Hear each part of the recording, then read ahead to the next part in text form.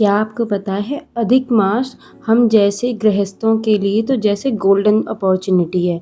जब हम पूरे साल कभी कुछ नहीं कर पाते, अपने व्यस्त जीवन में गृहस्थी में कुछ कर नहीं पाते ठाकुर जी के लिए, ना सेवा ना कुछ। तो ये जो अधिक मास है ये ऐसा महीना है जिसमें आप ज़रा सी भी सेवा अगर ठाकुर जी की करते हो तो वो उसको उसका हज़ार गुना कर देते हैं। ऐसा हमारे गुरुदेव ने कहा है।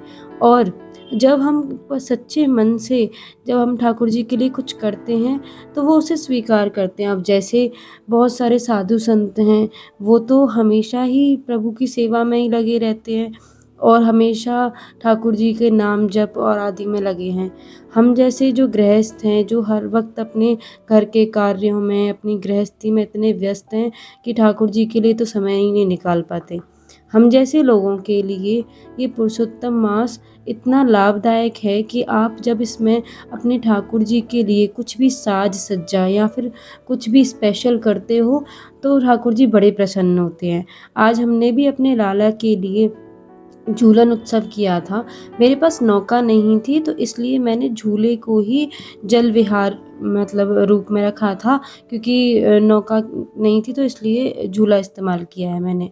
झूले को हमने पूरा ग्रीन पत्तियों से इनसे सजाया था, क्योंकि अधिक मास में साल में जितने भी त्योहार होते हैं उन सब का हर एक तिथि का एक एक त्योहार हमारे राधा वल्लभ संप्रदाय में मनाया जाता है, जिसमें झूलन उत्सव भी होता है, होली उत्सव भी होता है, दीपावली भी मनाई जाती है, जल विहार भी होता है, सब कुछ। उन्हीं में से आज एक हम भी कर रहे हैं। ये मैंने बच्चों वाला टब ही लिया है, जिसको मैंने अपने जो पीले कलर के वस्त्र थे मेरे पास रखे हुए, उनसे ढक दिया था पूरा। और अब इसमें हम सारी डेकोरेशन इसी में करेंगे और झूले को भी इसी में रखेंगे। मैंने इन दोनों पत्तियों को धागे से सिक्योर कर दिया था ताकि ये हवा से उड़े ना, क्योंकि पंखा भी चलेगा ना तो हवा से उड़ेंगी अगर इनको हम सिक्योर नहीं करेंगे तो। अभी पुरुषोत्तम मास चल रहा है, ख़त्म नहीं हुआ है। अगर आप लोग अभी तक कुछ नहीं कर पाए हैं तो आप अभी कर सकते हैं। ये जब मैंने झूला इसमें रखा था तो पानी भरने के बाद ये फ्लोट होने लगा था पूरा, क्योंकि ये पानी बहुत ज़्यादा हो गया था इसमें। तो मैंने नीचे से एक ईंट लाकर झूले के नीचे वाले पार्ट पर रखी, जिससे कि झूला फ्लोट ना करे, नहीं तो लाला गिर जाएंगे ना, इसलिए। और ना तो मुझे ये समझ में आ रहा था कि मैं इसको कैसे लगाऊं, जो मैंने ये शार लगाया था। अकेले चीज़ें करना थोड़ा टफ तो होता है, पर बाद में बहुत खुशी भी मिलती है कि हाँ चलो हमसे कुछ तो बना। मैंने इसी में सारी चीज़ें कर दी हैं। आम भी मैंने इसी में डाल दिए थे। जैसे हमारे वहाँ पे क्या होता है, आमों की कुंज बनाई जाती है। अब इतनी सारी अलग अलग चीज़ें तो मैं नहीं कर सकती, इसलिए मैंने इसी में बहुत सारे आम भी डाल दिए थे और बहुत सारे पत्तों से इसको सजा दिया था और जल भी इसी में डाल दिया था। तो ऑल ओवर एक पैकेज हो गया था ये, जिसमें आप इसको आम की कुंज भी कह सकते हो, जल विहार भी कह सकते हो और निकुंज लीला भी कह सकते हो। कुंज बनाई है ना हमने, इसलिए।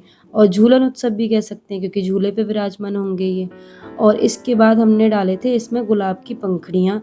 मैं गुलाब की पंखुड़ियाँ लेके आई थी, इतनी प्यारी खुशबू आ रही थी उसमें से। और जब इसमें डाली गुलाब की पत्तियाँ और सारी चीज़ें, तो बहुत सुंदर लग रहा था।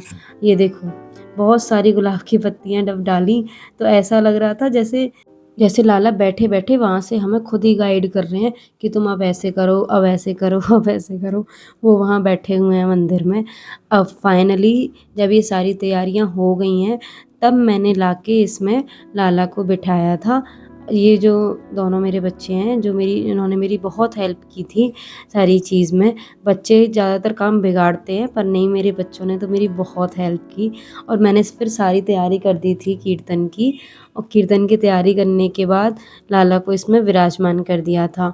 ये जो ऊपर मैंने शार लगाया है ना, पहले मैं इसको नीचे लगाने वाली थी, पर नीचे ये लग ही नहीं पा रहा था, क्योंकि पाइप मोड़ने की वजह से वो प्रेशर नहीं हो पा रहा था उसमें। तो मैंने इसको ऊपर लगा दिया। अब इससे क्या होगा ना, ये भीगते रहेंगे, ये पूरा 2 घंटे भीगे हैं उस दिन। सब लेडीज़ बोली इनको हटा दो, हटा दो, हटा दो।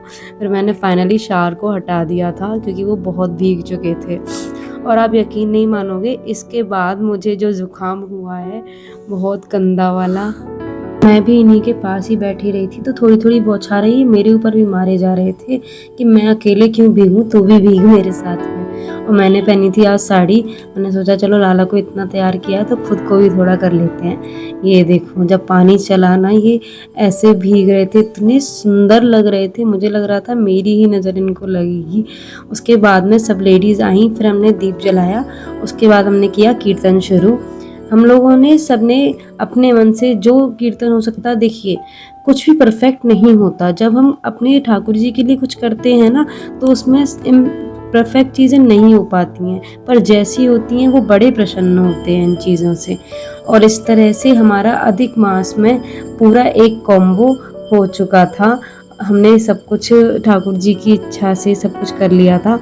और ये देखिए हम सब ने बड़ा आनंद किया उस दिन। राधे राधे।